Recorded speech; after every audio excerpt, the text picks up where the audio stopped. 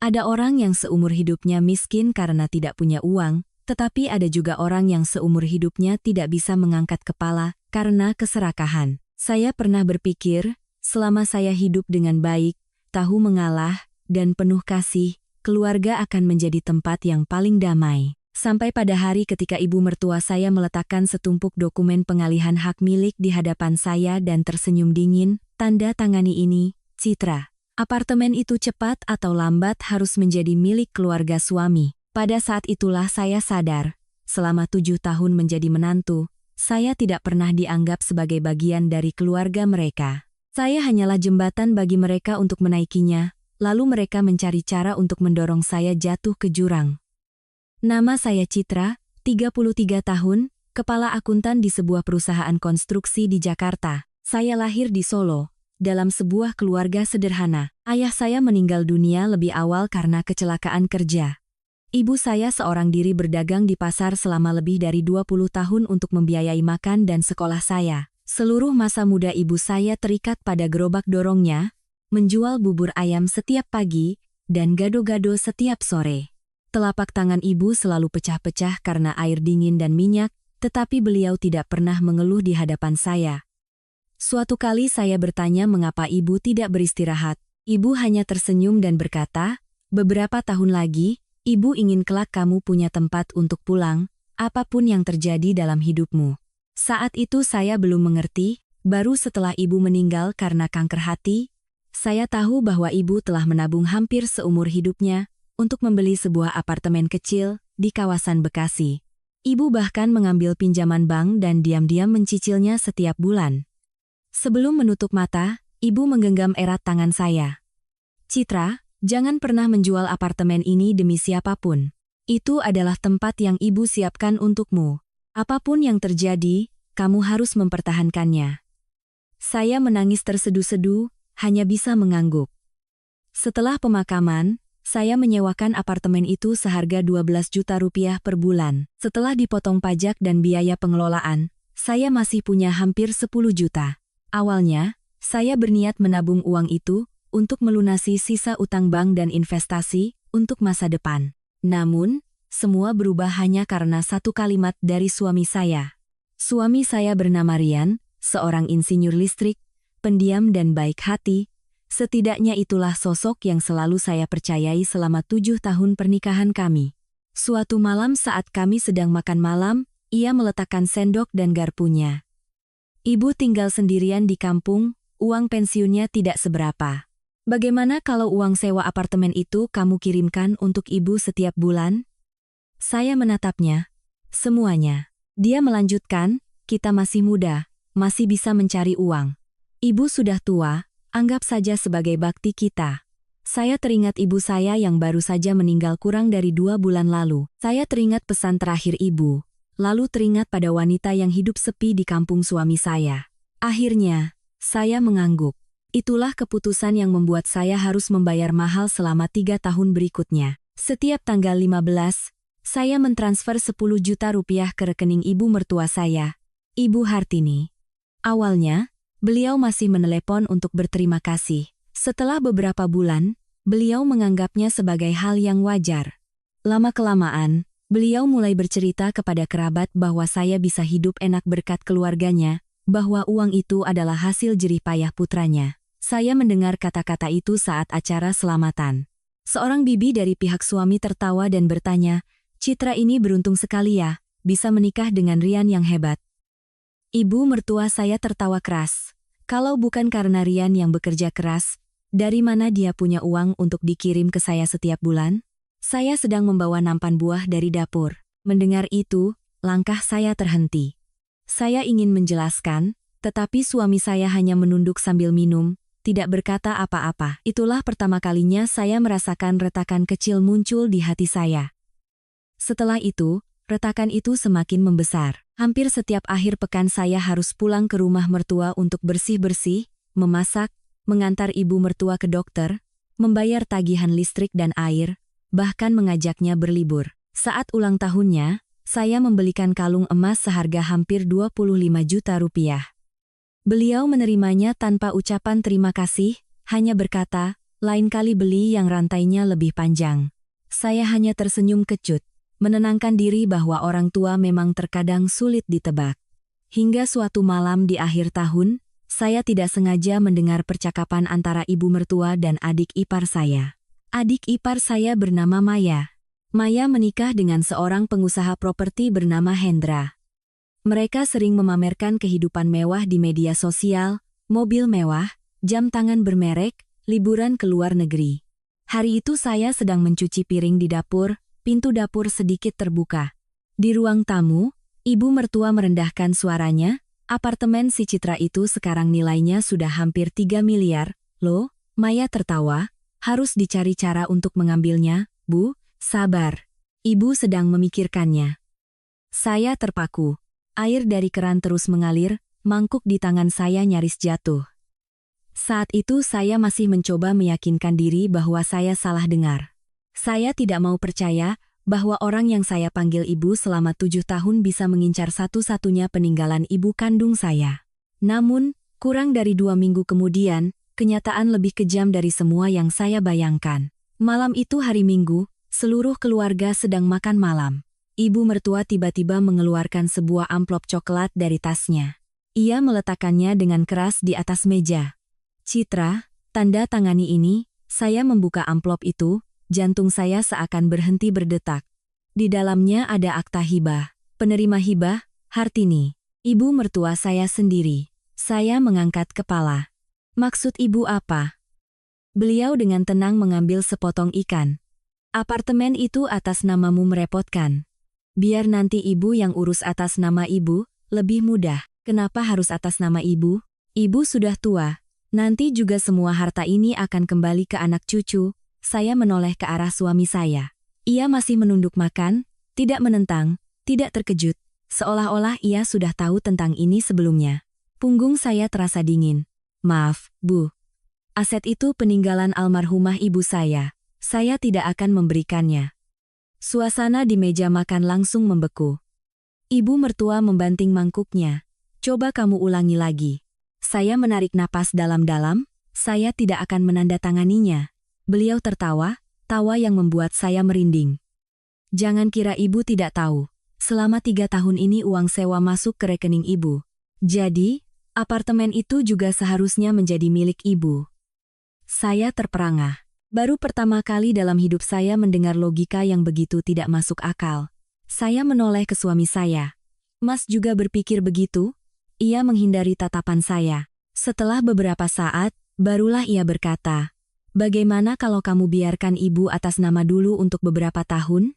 Kita kan satu keluarga. Saat itu juga, saya tahu pernikahan saya telah sampai di persimpangan yang tidak bisa kembali.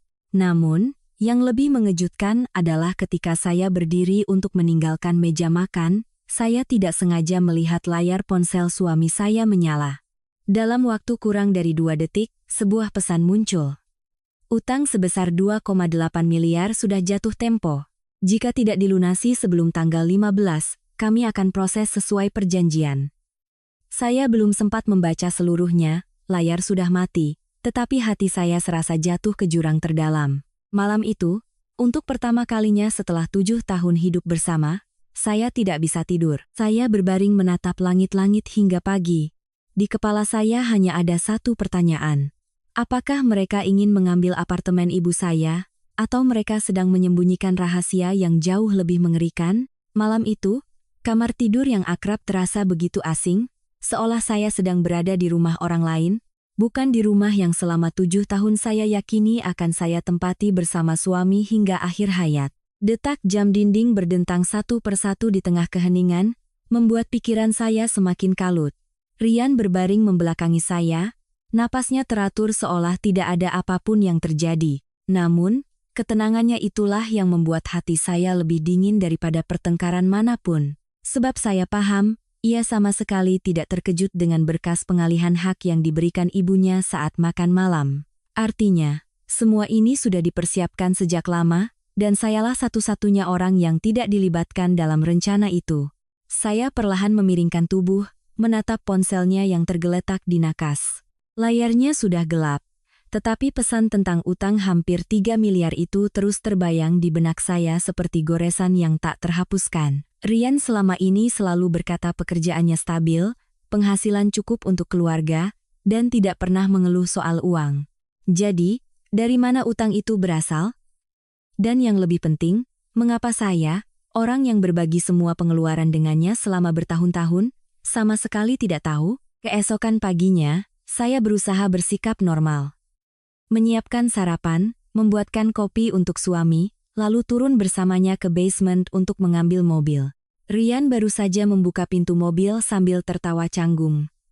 Soal semalam, jangan dimasukkan ke hati ya. Ibu sudah tua, kadang pikirannya sederhana. Saya menatap lurus ke matanya. Apa Mas sudah tahu sebelumnya soal ibu menyodorkan surat itu? Ia sedikit tertegun, lalu menunduk untuk memasang sabuk pengaman. Aku juga baru tahu. Lihat mataku dan katakan itu. Rian terdiam beberapa detik, lalu menyalakan mesin mobil. Jangan membuat suasana jadi tegang. Itu bukan jawaban, tetapi penghindarannya sudah cukup untuk membuat saya mengerti bahwa firasat saya benar. Di kantor, saya tetap menyelesaikan pekerjaan seperti biasa, tetapi pikiran saya tidak henti-hentinya menyusun kembali setiap peristiwa yang terjadi selama 3 tahun terakhir. Semakin saya pikirkan, semakin banyak kejanggalan yang dulu saya abaikan karena terlalu percaya pada suami. Mulai dari Rian yang beberapa kali meminjam kartu keluarga dengan alasan untuk urusan kantor, hingga saat ia meminta stempel pribadi saya dengan dalih perlu untuk mengesahkan dokumen pinjaman pembelian mobil rekan kerjanya. Semua itu dulu tampak masuk akal, tetapi sekarang jika dirangkai menjadi satu, membuat punggung saya merinding. Siang hari saat sedang makan bersama rekan kerja, ponsel saya bergetar terus-menerus. Ibu mertua menelepon. Saya menatap layar cukup lama sebelum mengangkatnya. Citra, nanti sore setelah pulang kerja mampir ke rumah ibu ya? Iya, ada apa ya, Bu? Ada sedikit urusan keluarga, datang saja. Suaranya terdengar lembut, sangat berbeda dari sikap kasarnya semalam. Justru itu yang membuat saya semakin waspada. Pulang kerja, saya tidak langsung pulang, melainkan mampir ke bank tempat saya, membuka rekening untuk menerima uang sewa apartemen. Setelah menunggu beberapa menit, petugas mencetak seluruh riwayat transaksi saya selama 3 tahun terakhir. Melihat baris demi baris transfer sebesar 10 juta rupiah yang rutin setiap bulan ke rekening ibu mertua, saya teringat hari-hari saat saya lembur hingga jam 10 malam, bahkan ada bulan di mana saya terus-menerus membawa pulang laptop untuk mengerjakan laporan agar tidak dipotong bonus. Namun, seluruh uang peninggalan ibu saya malah menjadi penghasilan tetap orang lain, dan mereka menganggapnya sebagai hal yang wajar. Saya menyimpan berkas rekening koran itu dengan hati-hati di dalam tas, lalu mengemudi ke rumah ibu mertua. Baru saja melangkah masuk ke halaman, saya sudah mendengar suara tawa riang dari ruang tamu. Tidak hanya ada ibu mertua, Maya juga ada di sana, beserta suami Maya, Hendra. Di meja juga ada seorang pria parubaya mengenakan kemeja putih, memegang sebuah map dokumen. Melihat saya, pria itu langsung berdiri dan tersenyum ramah. Selamat sore, Bu Citra. Saya belum sempat bertanya, ibu mertua sudah dengan antusias memperkenalkan, ini Pak Wawan, dari kantor notaris langganan keluarga. Jantung saya berdebar kencang. Kantor notaris, mengapa muncul saat seperti ini? Saya duduk dengan tenang. Saya kira hanya makan malam keluarga biasa. Ibu mertua tersenyum. Memang makan malam keluarga, tapi sekalian saja urus beberapa surat biar tidak repot bolak-balik. Saya melirik Rian. Ia masih menunduk, kedua tangannya saling bertautan erat. Hendra terus-menerus melirik jam tangannya. Maya memegang gelas, tetapi tangannya sedikit gemetar. Suasana di ruangan itu lebih mirip sebuah negosiasi daripada pertemuan keluarga. Pak Wawan membuka mapnya dan mengeluarkan setumpuk berkas baru. Saya sudah siapkan sesuai data yang ada. Tinggal Bu Citra setuju menandatangani, sekitar 1 minggu sudah bisa selesai. Saya tidak mengambil berkas itu, saya belum pernah setuju. Ibu mertua sedikit mengernyitkan dahi. Jangan keras kepala lagi, Citra. Kenapa saya harus menandatanganinya? Karena apartemen itu kamu simpan juga tidak ada gunanya. Saya tersenyum sinis. Itu warisan dari almarhumah ibu saya. Beliau memukul meja dengan keras. Warisan memangnya kenapa? Nanti kamu tetap jadi bagian keluarga ini. Milikmu juga milik keluarga suami. Saya menatap satu persatu wajah di hadapan saya. Tiba-tiba saya melihat Hendra diam-diam menarik berkas itu ke arahnya, seolah takut saya membaca isinya. Hanya gerakan kecil, tetapi cukup membuat saya paham bahwa surat-surat hari ini tidak sesederhana pengalihan hak milik seperti semalam. Pasti ada sesuatu yang lain di dalamnya yang ingin mereka sembunyikan. Saya berdiri. Maaf, hari ini saya tidak akan menandatangani surat apapun.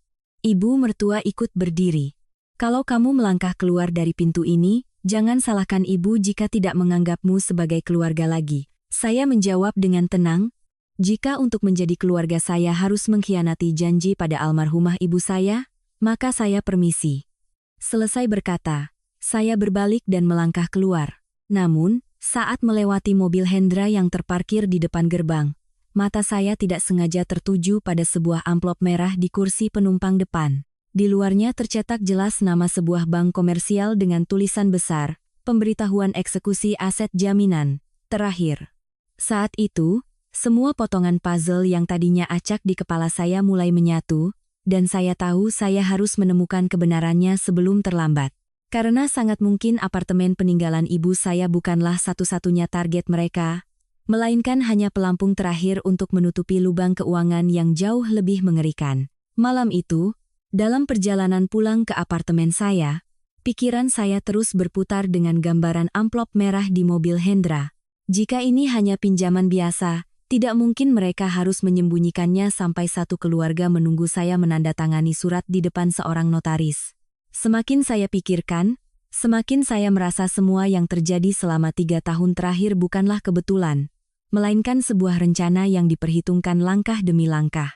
Dimulai dengan membuat saya secara sukarela mentransfer uang sewa setiap bulan, kemudian membiasakan saya dengan pengorbanan, lalu mengubah pengorbanan itu menjadi kewajiban, dan akhirnya memaksa saya menyerahkan apartemen ketika mereka terdesak. Saat mobil berhenti di basement apartemen, saya masih duduk terdiam cukup lama, kedua tangan mencengkeram setir dengan erat.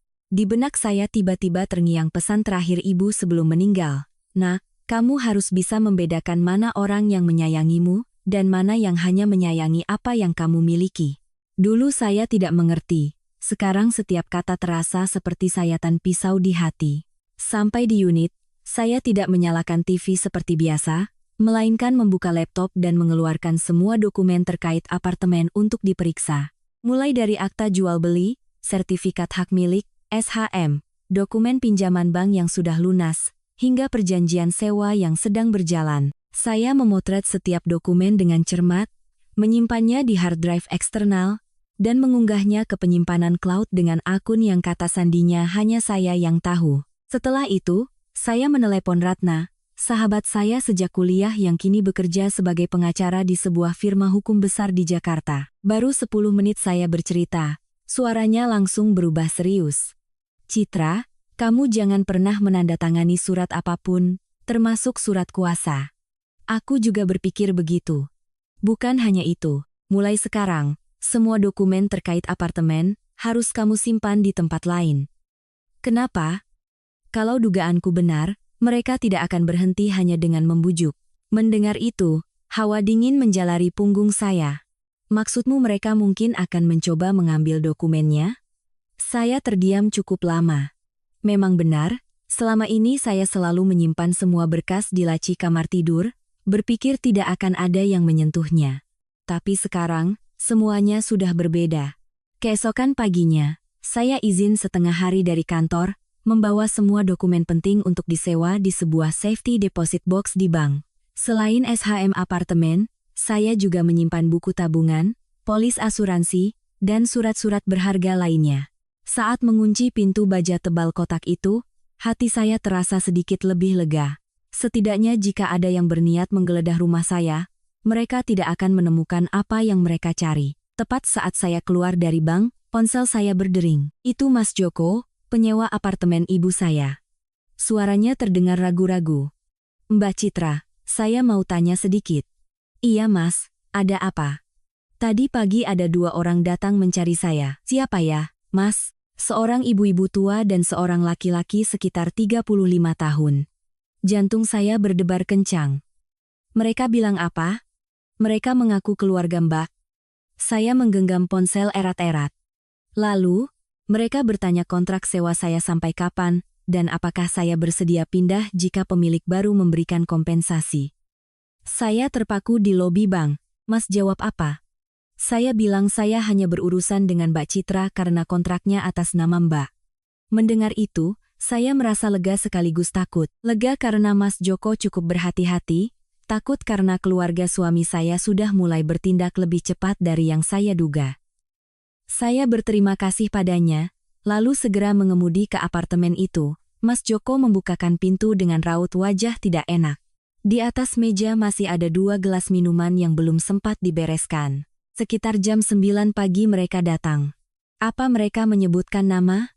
Perempuan itu mengaku sebagai ibu mertua Mbak. Laki-lakinya sepertinya bernama Hendra. Benar, itu mereka. Mas Joko memberikan secarik kertas kecil. Mereka juga meninggalkan nomor telepon. Katanya kalau saya setuju pindah akan diberi ganti rugi 3 bulan uang sewa. Saya menatap kertas itu dan tersenyum sinis. Sejak kapan mereka menganggap apartemen itu milik mereka? Saya menyimpan kertas itu dengan hati-hati. Itu akan menjadi salah satu bukti. Meninggalkan apartemen, saya tidak langsung kembali ke kantor, melainkan mampir ke sebuah kafe di seberang jalan untuk berpikir. Baru duduk kurang dari 5 menit, ponsel saya kembali berdering. Kali ini dari Rian. Kamu di mana? Di luar. Nanti sore pulang lebih awal ya. Ada apa? Ibu mau kita semua makan malam bersama. Saya menjawab dengan tenang. Kemarin kan baru saja. Hening sejenak di seberang sana. Ibu sedang marah. Aku tahu. Bagaimana kalau kamu coba minta maaf ke ibu? Saya tertawa. Menurutmu yang perlu minta maaf itu aku? Rian menghela napas. Aku hanya tidak mau keluarga kita hancur. Kalau begitu, katakan yang sejujurnya padaku. Soal apa? Utang hampir 3 miliar itu utang siapa? Di seberang sana tiba-tiba hening, saya bisa mendengar napasnya. Beberapa saat kemudian Rian baru menjawab, kamu diam-diam membaca ponselku. Aku hanya tidak sengaja melihat. Jangan ikut campur. Itu utang siapa? Tidak ada hubungannya denganmu. Saya tertawa sinis. Kalau tidak ada hubungannya, kenapa seluruh keluargamu ingin mengambil apartemen ibuku? Belum sempat mendengar jawaban, telepon sudah ditutup. Sekitar 10 menit kemudian, Maya tiba-tiba mengirim pesan. Mbak Citra, malam ini aku mau bertemu 4 mata dengan Mbak. Entah kenapa, intuisi saya mengatakan pertemuan ini akan mengungkap sesuatu yang sangat penting. Saya setuju. Jam 7 malam, kami bertemu di sebuah kafe kecil di dekat Taman Ismail Marzuki. Maya datang sendirian. Berbeda dengan penampilan galaknya yang biasa, hari ini wajahnya pucat, kedua matanya bengkak seperti kurang tidur semalaman. Ia duduk di hadapan saya, terus-menerus memutar gelas di tangannya. Hampir 5 menit kemudian, barulah ia angkat bicara. Ada apa? Katakan saja. Maya menatap saya, bibirnya sedikit bergetar. Mbak, aku minta maaf. Itulah pertama kalinya sejak saya menjadi menantu, adik ipar saya Judong. Meminta maaf tapi yang lebih menggeyutkan adalah kalimat berikutnya. Mbak jangan tanda tangani surat itu. Saya menatap lurus ke matanya. Kenapa? Maya menggigit bibir. Kalau Mbak tanda tangan, apartemen itu tidak akan menjadi milik Mbak lagi. Saya belum sempat bertanya lebih lanjut, ponsel Maya berdering. Melihat nama penelepon, wajahnya langsung pucat pasi. Ia buru-buru mematikan panggilan. Kurang dari 10 detik kemudian, sebuah pesan masuk ke layarnya yang tidak sengaja saya lihat. Kalau sebelum hari Jumat tidak ada uang, jangan salahkan kami datang menjemput anakmu. Saya menatap Maya. Kali ini, ia benar-benar menangis. Dan saya mengerti bahwa di balik utang hampir 3 miliar itu, ada rahasia yang jauh lebih mengerikan. Rahasia yang mampu menyeret seluruh keluarga ini ke jurang jika terungkap. Maya menangis cukup lama, bahunya yang kurus bergetar hebat. Isak tangisnya yang coba ia tahan di tengah kafe yang ramai membuat saya tidak lagi mengenalinya sebagai adik ipar yang selalu tampil mewah, sombong, dan suka pamer di media sosial. Di hadapan saya kini hanyalah seorang wanita yang berada di ambang keputusasaan. Dan saya, setelah semua yang telah keluarganya lakukan pada saya, seharusnya merasa puas. Namun melihat matanya yang memerah, hati saya justru merasakan sesuatu yang sulit dijelaskan. Sebab saya paham, ada batas yang sangat tipis antara orang yang serakah dan orang yang terseret ke dalam jurang oleh keserakahan orang lain. Saya mendorong segelas air ke arah Maya. Minum dulu, lalu ceritakan pada Mbak apa yang sebenarnya terjadi. Maya memegang gelas itu dengan kedua tangan, tetapi tidak meminumnya. Matanya terus melirik ke arah pintu, seolah takut ada yang mengikutinya. Beberapa saat kemudian, ia baru mengumpulkan keberanian untuk berbicara. Mas Hendra bisnisnya tidak selancar yang orang kira. Saya tetap diam. 3 tahun lalu, dia investasi tanah di pinggiran kota. Awalnya untung besar, jadi dia semakin berani pinjam uang untuk spekulasi. Saat pasar anjlok, tanahnya tidak bisa dijual, bank memperketat pinjaman. Dia pinjam dari luar untuk menutupi utang bank, gali lubang tutup lubang. Akhirnya utang menumpuk. Jadi utang hampir 3 miliar itu utang Hendra? Maya menggeleng, bukan hanya dia. Saya mengernyit, siapa lagi? Maya menunduk dalam. Mas Rian, saya merasa seolah ada yang baru saja memukul dada saya dengan keras. Apa hubungannya dia? Maya menarik napas dalam-dalam. Awalnya hanya ikut menandatangani sebagai penjamin untuk suamiku, karena berpikir dalam beberapa bulan uang akan kembali. Lalu pemberi utang memaksa ikut menandatangani surat utang baru. Kemudian dia juga ikut menanam modal di beberapa kapling tanah. Semakin rugi, semakin banyak meminjam. Akhirnya keduanya terjebak. Saya mengepalkan kedua tangan.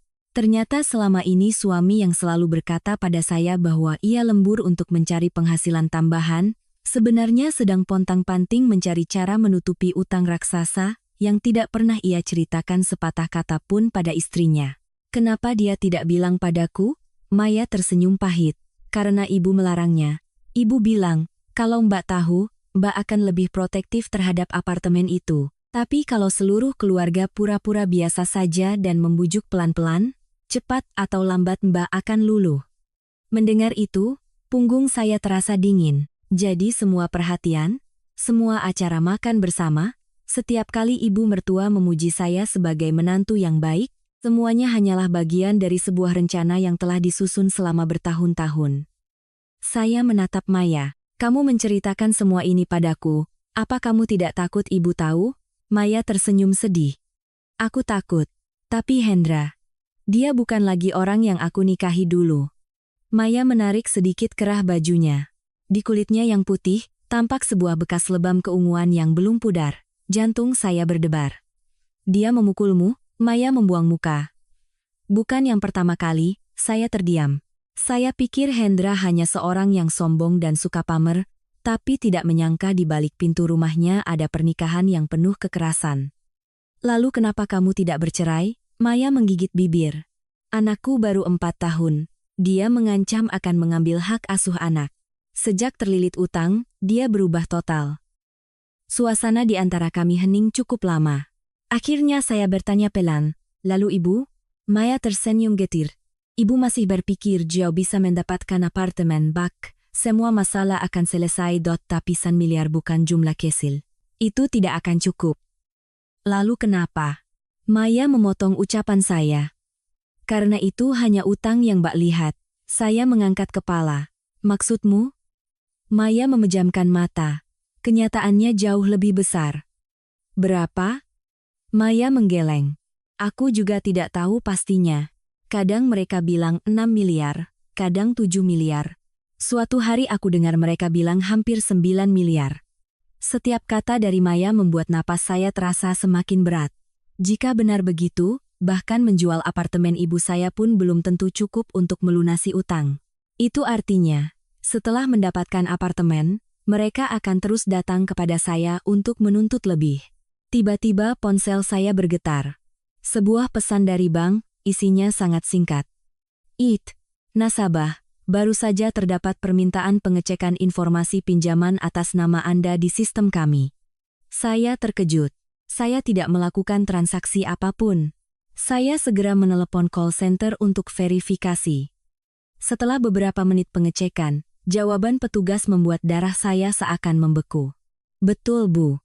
Sekitar 10 menit yang lalu, ada seseorang yang datang ke kantor cabang kami dengan fotokopi KTP dan beberapa dokumen lain untuk menanyakan limit pinjaman dengan agunan apartemen atas nama Ibu.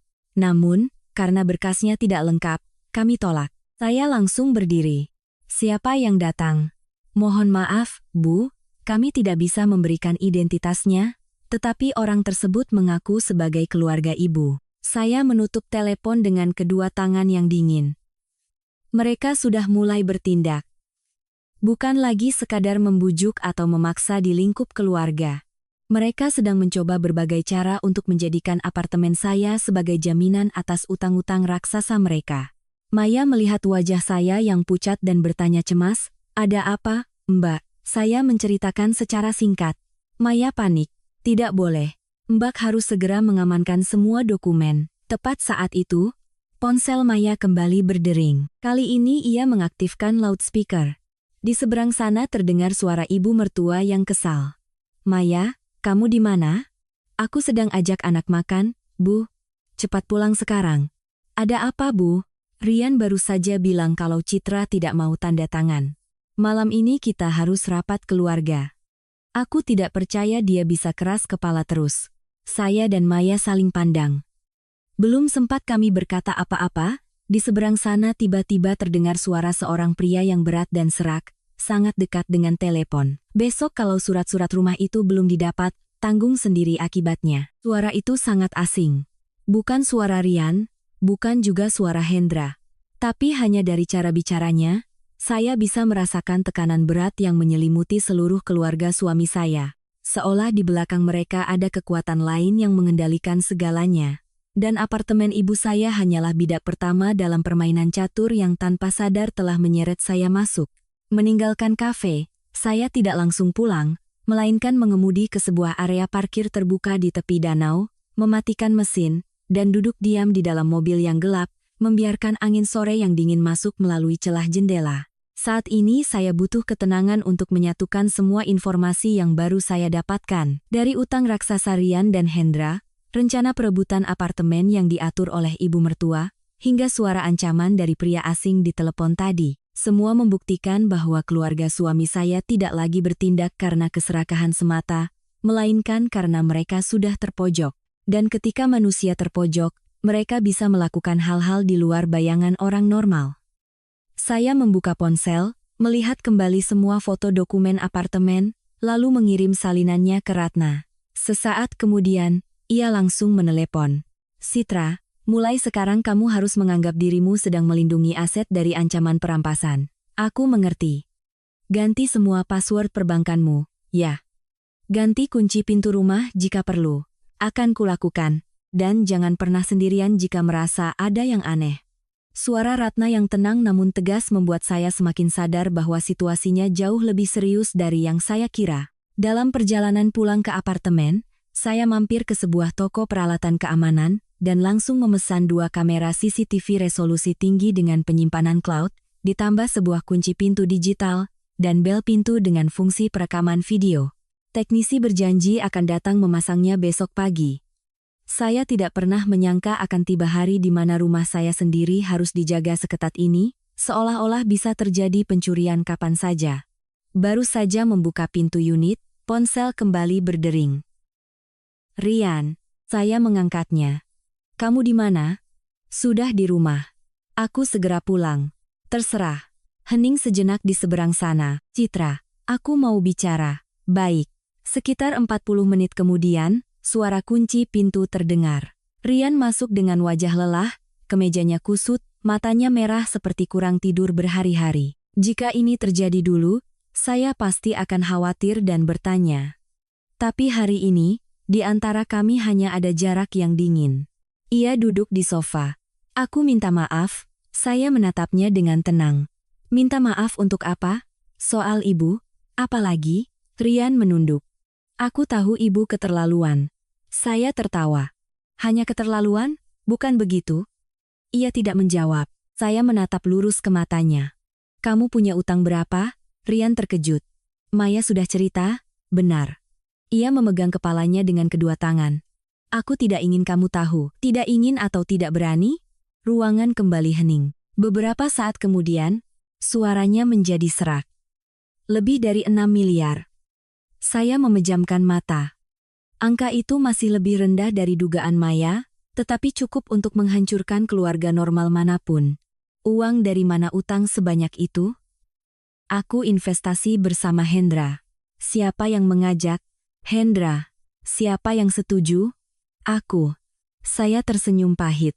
Kamu mempertaruhkan masa depan keluarga kita, tanpa pernah bertanya pendapat istrimu. Aku pikir akan untung, lalu rugi. Rugi lalu pinjam. Pinjam lalu rugi lagi. Setiap jawaban Rian singkat, tetapi terasa seperti pukulan palu yang menghancurkan semua kepercayaan yang pernah saya miliki. Lalu bagaimana dengan apartemen ibuku? Ia mengangkat kepala menatap saya, matanya memerah. Aku tidak pernah berniat mengambilnya. Tapi kamu tetap diam saat ibumu memaksaku menandatanganinya. Ia tidak bisa membantah, karena itu adalah kebenaran. Cukup lama kemudian, ia baru berkata, kalau tidak ada uang, Hendra akan ditangkap. Lalu, aku juga tidak akan selamat. Jadi kamu memilih mendorongku ke jurang untuk menyelamatkan dirimu. Rian menunduk dalam. Saya belum pernah melihatnya selemah ini. Anehnya, saya tidak lagi merasa kasihan. Tepat saat itu, bel pintu berbunyi. Saya melihat jam, sudah hampir pukul 10 malam. Membuka layar monitor dari kamera, saya melihat ibu mertua berdiri di luar bersama seorang pria mengenakan jaket hitam dan topi yang menutupi wajahnya. Saya tidak membuka pintu, bel terus berbunyi bertubi-tubi. Rian berdiri. Biar aku buka. Saya menahan tangannya. Jangan. Di luar, ibu mertua mulai menggedor pintu dengan keras. Citra, buka pintunya. Saya tetap duduk diam. Beliau terus berteriak. Kamu mau membiarkan ibumu berdiri di luar seperti ini? Saya menjawab melalui intercom. Ada apa, Bu? Katakan saja dari situ. Suaranya langsung berubah. Buka dulu pintunya. Pria yang berdiri di sebelahnya tiba-tiba mendekat ke kamera. Meskipun wajahnya hampir tertutup, saya bisa melihat tatapan matanya yang dingin sedang mengamati pintu seolah menilai kemungkinan untuk membukanya paksa. Firasat buruk menyelimuti saya. Saya segera mengambil ponsel dan merekam semua yang terjadi di luar. Ibu mertua melanjutkan, Citra, kamu hanya perlu tanda tangan, semua masalah akan selesai. Saya menjawab dengan tenang. Saya tidak akan tanda tangan. Beliau menggeram. Jangan paksa ibu. Untuk pertama kalinya saya mendengar nada putus asa yang lebih besar dari amarah dalam suaranya. Pria berjaket hitam itu berbisik sesuatu ke telinga ibu mertua, lalu berbalik pergi. Ibu mertua juga tidak berkata apa-apa lagi, hanya menatap tajam ke pintu selama beberapa detik sebelum pergi. Rian berdiri terpaku. Ia melihat bayangan ibunya menghilang, lalu tiba-tiba terduduk di sofa, memegang kepalanya. Aku mohon, jangan lapor polisi. Saya menatapnya. Kenapa? Orang itu sangat berbahaya. Siapa dia? Rian menggeleng. Aku tidak tahu nama aslinya. Orang-orang memanggilnya Bang Toha. Dia bukan pemberi utang, tapi bekerja untuk mereka.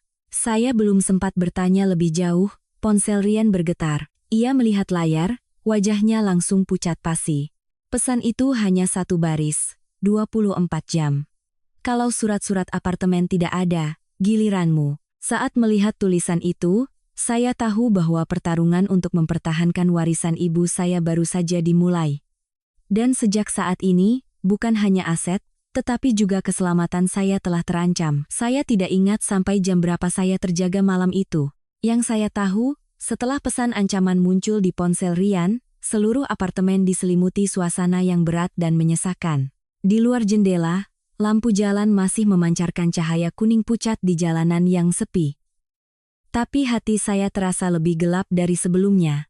Saya sadar bahwa masalah ini sudah jauh melampaui konflik antara menantu dan mertua. Di belakang keluarga suami saya, ada orang-orang yang siap menggunakan tekanan dan ancaman untuk memaksa orang lain menyerahkan aset mereka. Dan tanpa sengaja, saya telah menjadi target terakhir dalam rencana itu. Rian duduk tak bergerak di sofa, kedua tangannya memegangi kepala. Penampilannya yang kuyu sangat berbeda dengan citra pria dewasa yang selalu ia jaga di depan saya selama bertahun-tahun. Untuk pertama kalinya, saya melihat uban mulai menebal di pelipisnya.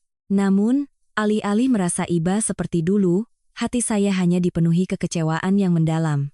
Sebab, semua yang ia tanggung saat ini berasal dari keputusannya sendiri yang sengaja ia sembunyikan dari saya, dan baru menyeret saya untuk ikut menanggungnya ketika sudah tidak ada jalan keluar.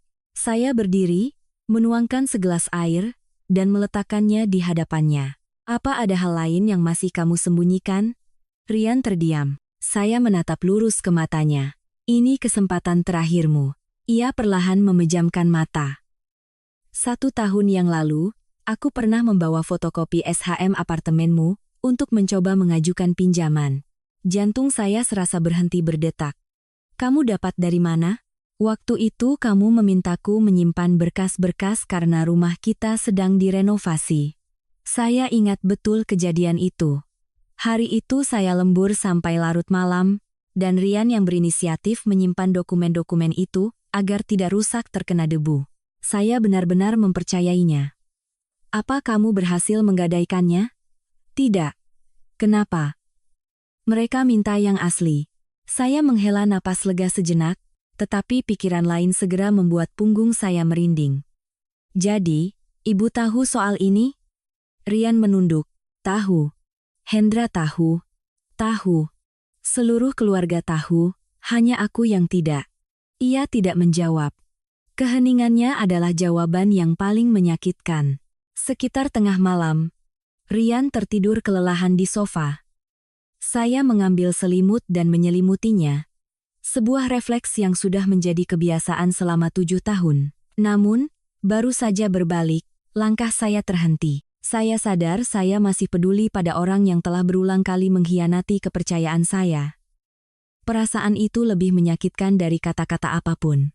Keesokan paginya, tepat jam 8, tim teknisi datang untuk memasang kamera dan kunci digital. Saya meminta mereka memasang 1 kamera tambahan yang mengarah langsung ke koridor dan 1 kamera kecil tersembunyi di ruang tamu. Semua data disinkronkan ke ponsel saya. Teknisi itu juga menyarankan untuk memasang sensor pintu untuk mendeteksi waktu jika ada penyusup. Saya langsung setuju. Setelah semua yang terjadi, kehati-hatian bukan lagi hal yang berlebihan. Tepat saat mereka sedang menyelesaikan pemasangan, Ratna menelepon. Citra, aku sudah bantu cek. Cek apa, Rat? Melalui seorang kenalan di bank. Saya menahan napas. Sekitar 3 minggu yang lalu, ada seseorang yang membawa berkas untuk menanyakan prosedur agunan atas apartemenmu. Siapa orang itu? Bukan Rian. Saya sedikit terkejut. Lalu siapa? Seseorang bernama Hendra. Saya menggenggam ponsel erat-erat. Ratna melanjutkan. Tapi yang aneh adalah, dalam berkas itu ada fotokopi KTP-mu, fotokopi SHM, dan juga surat keterangan status perkawinan. Saya terpaku. Surat keterangan status perkawinan? Aku tidak pernah mengurusnya. Kalau begitu, kemungkinannya ada yang memalsukannya atau menggunakan informasimu secara ilegal. Keringat dingin langsung membasahi tengkuk saya.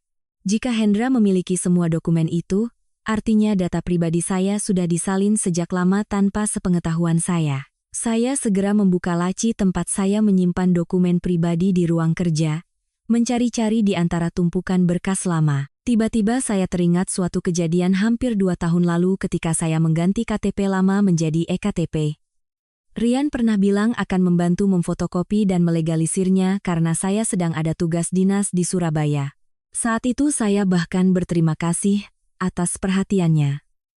Sekarang jika diingat-ingat, sangat mungkin sejak saat itulah, semua dokumen saya telah digandakan.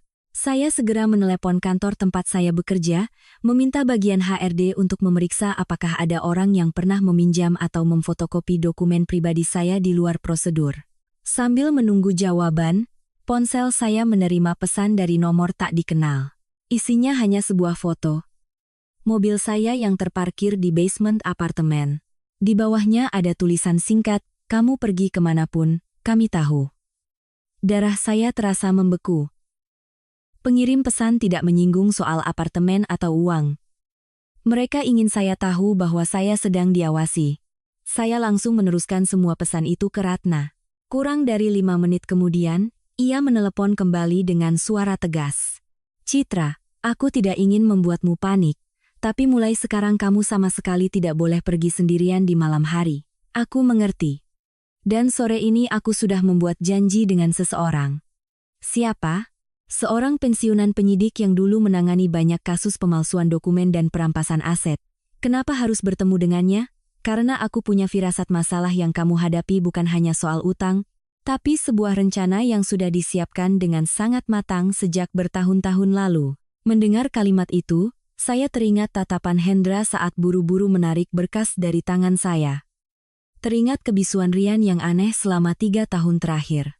Teringat ibu mertua yang terus mendesak saya menandatangani surat tepat saat utang-utang mereka jatuh tempo. Semuanya seperti mata rantai sebuah perangkap yang sudah dipasang sejak lama. Dan saya baru saja melihat puncak dari gunung es itu. Sore itu, saya tiba di kantor Ratna hampir setengah jam lebih awal, tetapi tetap tidak bisa duduk tenang. Teh hangat di hadapan saya sudah dingin, sementara saya hanya mengangkatnya lalu meletakkannya kembali. Di benak saya terus terbayang detail-detail kecil yang tampak sepele selama 3 tahun terakhir. Semakin saya ingat, semakin saya merasa merinding. Ternyata banyak sekali tanda-tanda yang sudah muncul sejak lama, tetapi saya memilih untuk percaya daripada curiga. Dan kepercayaan itulah yang menjadi senjata paling berbahaya yang mereka gunakan untuk menyerang saya. Sekitar pukul 5 sore, pintu ruang kerja terbuka. Ratna masuk bersama seorang pria berusia di atas 60 tahun. Tubuhnya kurus, rambutnya hampir seluruhnya memutih, tetapi tatapan matanya sangat tajam. Hanya dengan melihatnya saja sudah cukup membuat orang merasa bahwa ia adalah orang yang sulit dikelabui. Ratna memperkenalkan, ini Pak Karta. Dulu beliau penyidik di Bareskrim Polri, sekarang sudah pensiun, tapi masih sering menjadi konsultan untuk kasus pemalsuan dokumen dan sengketa aset. Saya menyapanya dengan hormat. Pak Karta mengangguk pelan, lalu duduk di hadapan saya. Coba ceritakan dari awal. Jangan lewatkan detail sekecil apapun, termasuk hal-hal yang kamu anggap tidak penting. Selama hampir 1 jam, saya menceritakan semuanya.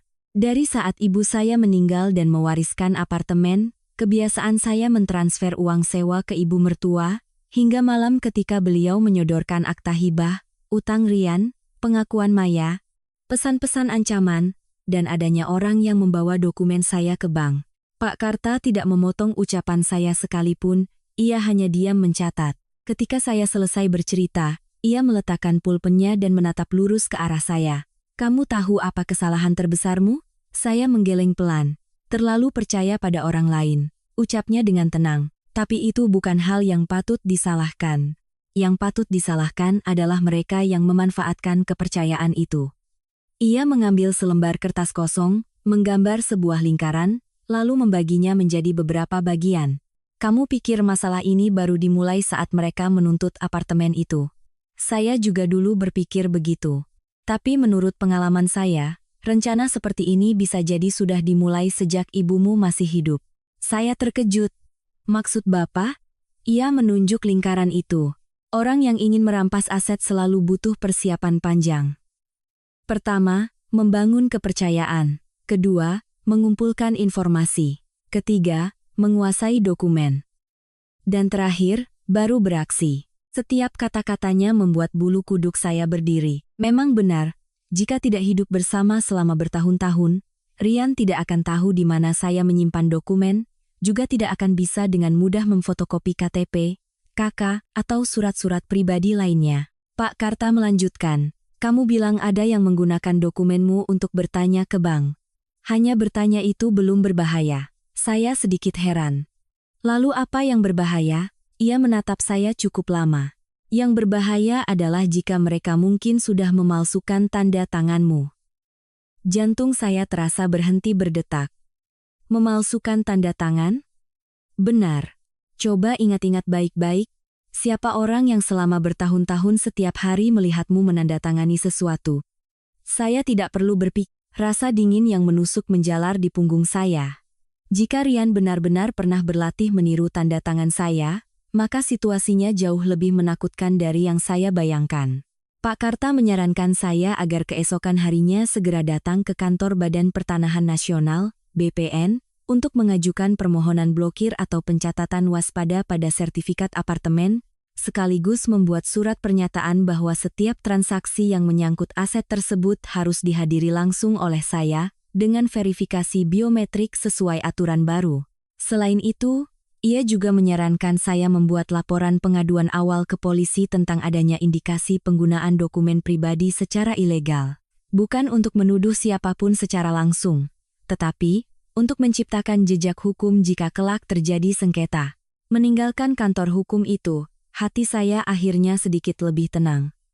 Setidaknya saya tidak lagi sendirian. Namun, baru saja turun ke lobi gedung, ponsel saya berdering. Dari HRD kantor.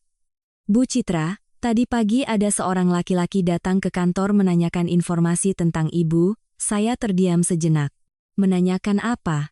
Dia mengaku sebagai kerabat. Dia mau meminta salinan kontrak kerja dan surat keterangan penghasilan. Tentu saja kami tidak berikan. Saya langsung bertanya, "Apa Mas ingat wajah orang itu?" "Ingat, Bu. Sekitar 50 tahun, ada bekas luka panjang di pipi kirinya. Saya tidak pernah bertemu pria seperti itu." Tapi yang membuat saya cemas adalah mereka tidak hanya mengincar apartemen lagi, mereka sudah mulai mengumpulkan informasi tentang pekerjaan dan penghasilan saya. Malam hari saat saya baru tiba di apartemen, Satpam menyapa saya. "Bu Citra." "Iya, Pak. Hari ini ada 2 orang asing berdiri di depan gerbang sejak siang." "Mereka ngapain, Pak?" "Menanyakan mobil Ibu, menanyakan jam berapa Ibu pulang kerja." Jantung saya berdebar kencang. "Lalu, Pak?" Saya curiga, jadi tidak saya jawab. "Sore tadi mereka baru pergi."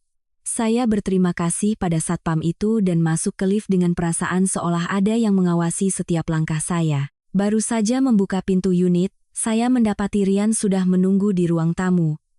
Ia berdiri dengan cepat. "Ada yang mau aku bicarakan." Saya meletakkan tas. "Katakan." Ia menatap saya cukup lama, lalu mengeluarkan sebuah amplop coklat dari tas kerjanya. "Aku menemukan ini." Saya membuka amplop itu. Di dalamnya ada fotokopi sebuah perjanjian pinjaman yang sudah kusam. Yang membuat saya terpaku adalah di halaman terakhir. Tertera lengkap nama dan tanda tangan saya sebagai pihak yang setuju menggunakan harta bersama suami istri untuk menjamin pelunasan utang.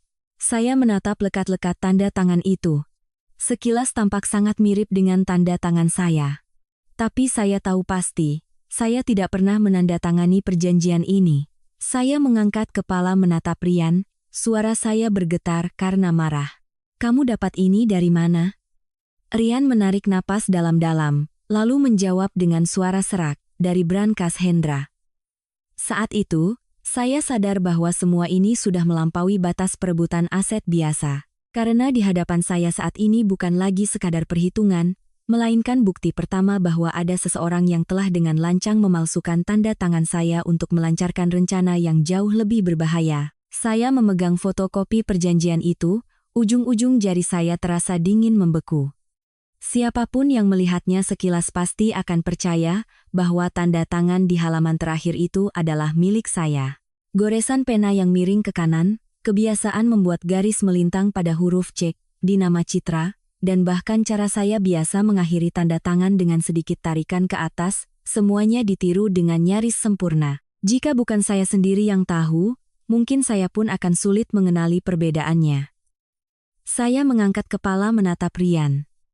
Kali ini, matanya tidak lagi menghindar seperti hari-hari sebelumnya. Yang tersisa hanyalah kelelahan, penyesalan, dan ketakutan. "Kamu benar-benar mengambilnya dari brankas Hendra?" Rian mengangguk sangat pelan. "Tadi sore aku menemuinya untuk bicara. Lalu, aku minta dia menghentikan semuanya." Hendra tidak setuju. "Saat kami bertengkar, aku melihat berkas ini. Aku diam-diam membawanya." Saya menatapnya lekat-lekat. "Hanya ini?" Rian menggeleng. "Bukan. Masih ada lagi." Ia mengeluarkan sebuah flash disk hitam yang sudah usang dari tasnya. Di laci ada banyak sekali dokumen, aku tidak sempat mengambil semuanya. Aku hanya berhasil mencabut flash disk ini lalu pergi. Saya menerima flash disk itu, jantung saya berdebar kencang. Jika di dalamnya ada data terkait perjanjian-perjanjian palsu ini, maka ini akan menjadi bukti terpenting yang pernah ada. Saya segera menelepon Ratna. Kurang dari 30 menit kemudian, ia dan Pak Karta sudah tiba di apartemen saya. Tanpa banyak bicara, Pak Karta mengeluarkan sebuah laptop tua, yang biasa ia gunakan untuk membaca data secara offline, lalu mencolokkan flash disk itu. Di layar muncul puluhan folder. Ada folder bernama perjanjian, klien, tanda tangan ulang. Namun, yang membuat kami semua terdiam adalah sebuah folder bernama Citra. Pak Karta membukanya. Di dalamnya ada lebih dari 20 file. Foto KTP saya, foto kartu keluarga, foto SHM apartemen, foto tanda tangan saya yang dipotong dari berbagai dokumen, bahkan ada satu file PDF bernama sampel tanda tangan final. Saya terpaku.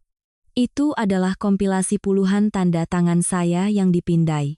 Diurutkan berdasarkan sudut kemiringan dan jenis goresan. Artinya, seseorang telah mempelajari tanda tangan saya dalam waktu yang sangat lama. Ratna mengepalkan tangannya. Ini bukan lagi masalah keluarga. Pak Karta mengangguk. Ini adalah persiapan untuk tindak pidana pemalsuan dokumen. Saya masih belum pulih dari keterkejutan saat Pak Karta membuka sebuah file Excel. Di dalamnya ada sebuah tabel perhitungan yang sangat rinci, nama saya, nilai apartemen, uang sewa per bulan, harga pasar, nilai yang bisa diagunkan, bahkan tercatat bank mana saja yang sudah mereka datangi. Yang membuat saya merinding adalah catatan di baris terakhir, jika Citra tidak kooperatif, lanjutkan ke rencana B. Saya menatap lekat-lekat tulisan itu. Rencana B itu apa? Tidak ada yang bisa menjawab, karena di bawahnya hanya ada ruang kosong. Tepat saat itu, ponsel Rian berdering. Ia melihat layar dan wajahnya pucat. Hendra. Saya memberi isyarat untuk mengaktifkan loudspeaker. Rian menarik napas dalam-dalam, lalu mengangkat telepon. Di seberang sana terdengar suara Hendra yang penuh amarah. Kamu di mana? Di rumah. Bawa flash disk itu kembali ke sini. Tidak, kamu sudah tahu, ya? Aku tidak akan biarkan masalah ini berlanjut. Hendra tertawa sinis. Kamu pikir dengan mengambil flash disk itu semua selesai? Aku beritahu kamu, yang asli masih ada. Kalau mau selamatkan istrimu, bawa kembali barang itu baik-baik. Saya langsung menyela. Hendra, di seberang sana hening beberapa detik. Oh, Mbak Citra, ini aku. Aku sarankan kamu berhenti. Hendra tertawa. Berhenti? Sekarang tidak ada yang bisa berhenti lagi. Termasuk aku. Semuanya sudah ditandatangani. Saya berkata dengan dingin, aku tidak pernah menandatangani apapun. Tidak penting. Yang penting ada tanda tangannya. Selesai berkata, Hendra menutup telepon. Ruangan menjadi senyap. Pak Karta segera mencabut flash disk dari laptop. Tidak bisa ditunda lagi. Besok pagi kita harus serahkan semua bukti ini. Malam ini salin menjadi beberapa kopi. Saya mengangguk. Tepat saat itu, bel pintu apartemen saya kembali berbunyi. Kali ini dari satpam di lobi. Bu Citra. Iya Pak. Ada yang menanyakan lantai unit ibu. Siapa ya Pak? Seorang ibu tua bersama dua orang laki-laki. Saya melirik Rian, wajahnya pucat. Ibu. Kurang dari 2 menit kemudian, kamera di koridor mengirim notifikasi ke ponsel saya membuka aplikasi. Ibu mertua sedang berdiri di depan pintu. Di sampingnya bukan hanya ada 2 pria asing, tetapi juga Hendra. Yang paling menarik perhatian saya adalah Hendra sedang memegang sebuah map hitam. Ia terus melirik jam tangannya, lalu menggedor pintu dengan keras. Tidak ada yang membuka. Sekitar 1 menit kemudian, pria berjaket hitam, yang pernah saya lihat malam sebelumnya melangkah maju. Ia tidak menggedor, hanya menunduk mengamati kunci digital dengan sangat teliti, lalu mengambil beberapa foto dengan ponselnya. Pak Karta langsung berdiri. Mereka sedang melakukan survei. Saya heran. Survei apa? Mencari cara untuk masuk ke dalam. Mendengar itu, tanpa sadar saya menggenggam ponsel erat-erat. Di koridor, ibu mertua mulai berteriak. Citra, ibu tahu kamu di dalam. Buka pintunya, ini semua hanya salah paham. Saya tetap diam. Hendra tidak berkata apa-apa, hanya menatap tajam ke arah kamera. Tatapan matanya seolah ingin mengirim pesan bahwa permainan ini belum berakhir. Tiba-tiba, pria berjaket hitam itu mengeluarkan sebuah kunci biasa dari sakunya dan mencoba memasukkannya ke lubang kunci manual di bawah kunci digital. Beruntung sebelumnya saya sudah mengganti seluruh silinder kunci. Kunci itu tersangkut. Pria itu mengernyit, mencabutnya, lalu menggelengkan kepala. Tepat saat itu, suara sirene mobil patroli polisi dari Polsek terdengar di halaman apartemen. Mungkin Satpam merasa ada yang tidak beres dan berinisiatif melapor. Kelompok orang di luar pintu langsung bubar dengan cepat. Hanya dalam beberapa detik, koridor kembali sepi seolah tidak pernah ada siapapun. Namun sebelum masuk ke lift, Hendra tiba-tiba berbalik menatap lurus ke kamera, lalu mengangkat tangan kanannya dan perlahan membuka kelima jarinya, seolah memberikan peringatan tentang batas waktu terakhir. Setelah itu, ia tersenyum tipis dan menghilang di balik pintu lift yang tertutup. Saya melihat gambar itu dengan perasaan yang sangat tidak enak. Saya tahu orang seperti Hendra tidak akan pernah mengambil risiko datang langsung ke depan pintu jika mereka tidak punya kartu as lain. Itu artinya mereka sedang mempersiapkan rencana yang jauh lebih berbahaya. Dan sangat mungkin, rencana B yang ada di dalam flash disk itu akan segera dijalankan. Malam itu, hampir tidak ada dari kami yang tidur. Setelah kelompok Hendra pergi, Pak Karta berinisiatif menelepon seorang teman lamanya di kepolisian untuk berkonsultasi tentang prosedur pengamanan barang bukti. Sementara saya dan Ratna menyalin seluruh data dari flash disk menjadi 3 salinan terpisah. 1 di hard drive pribadi, 1 di brankas kantor hukum Ratna, dan 1 lagi dienkripsi di penyimpanan cloud. Pak Karta berulang kali mengingatkan bahwa dalam kasus yang berindikasi pemalsuan dokumen dan perampasan aset, hal terpenting bukanlah bereaksi cepat, melainkan menjaga keutuhan seluruh rantai bukti. Sebab, jika satu mata rantai hilang, pihak lawan bisa dengan mudah menyangkal semuanya dan mengubah korban menjadi pihak yang tidak memiliki dasar untuk membela diri. Sekitar pukul 6 pagi, saat fajar baru saja menyingsing, saya menerima telepon dari HRD kantor. Bu Citra, bisa datang ke kantor lebih pagi? Ada apa ya? Ada tim pemeriksa dari kantor pajak yang datang, tapi ada satu hal lagi. Apa itu? Ada yang mengirim surat kaleng, menuduh ibu menggelapkan uang perusahaan. Saya terpaku. Menggelapkan? Benar. Mereka bahkan melampirkan beberapa fotokopi bukti transaksi. Saya menutup telepon dengan hati yang berat. Inilah rencana B. Jika tidak bisa mendapatkan apartemen, mereka akan menyerang kehormatan dan pekerjaan saya terlebih dahulu. Saya segera berganti pakaian dan berangkat ke kantor. Suasana di ruang akuntansi terasa berbeda. Banyak rekan kerja menatap saya dengan tatapan khawatir bercampur penasaran. Direktur perusahaan memanggil saya ke ruangannya. Di atas mejanya ada sebuah amplop tanpa nama pengirim. Beliau mendorong amplop itu ke arah saya. Citra, saya sudah kenal kamu bertahun-tahun, jadi saya tidak percaya ini. Tapi perusahaan tetap harus melakukan pemeriksaan sesuai prosedur. Saya membuka amplop itu. Di dalamnya ada beberapa fotokopi slip pembayaran dengan tanda tangan saya. Sekilas semuanya tampak normal, tetapi beberapa detik kemudian, saya menyadari angka-angkanya telah diubah dengan teknik potong tempel digital. Saya menunjuk salah satu baris. Bapak lihat baik-baik bagian ini. Direktur menunduk. Kenapa? Jenis hurufnya tidak seragam. Lembar ini sudah diedit. Beliau mengamatinya cukup lama, lalu mengangguk pelan. Saya juga merasa aneh. Tepat saat itu, kepala divisi IT masuk. Pak, kami sudah memeriksa semua dokumen asli di sistem. Semuanya tidak cocok dengan fotokopi ini. Direktur menghela napas lega. Bagus. Beliau menoleh ke saya. Citra, kamu bekerja sama saja dengan tim pemeriksa. Saya akan melaporkan ke polisi jika terbukti ada yang memalsukan dokumen perusahaan. Meninggalkan ruangan direktur, saya merasa lega sekaligus merinding. Pihak lawan sudah mulai menggunakan cara-cara yang lebih licik. Jika hari ini perusahaan tidak menyimpan data digital atau direktur tidak cukup mempercayai saya, mungkin surat kaleng itu saja sudah cukup untuk menghancurkan karier yang saya bangun lebih dari 10 tahun. Siang hari saat saya sedang memeriksa ulang semua arsip keuangan, telepon berdering. Dari Satpam apartemen. Bu Citra.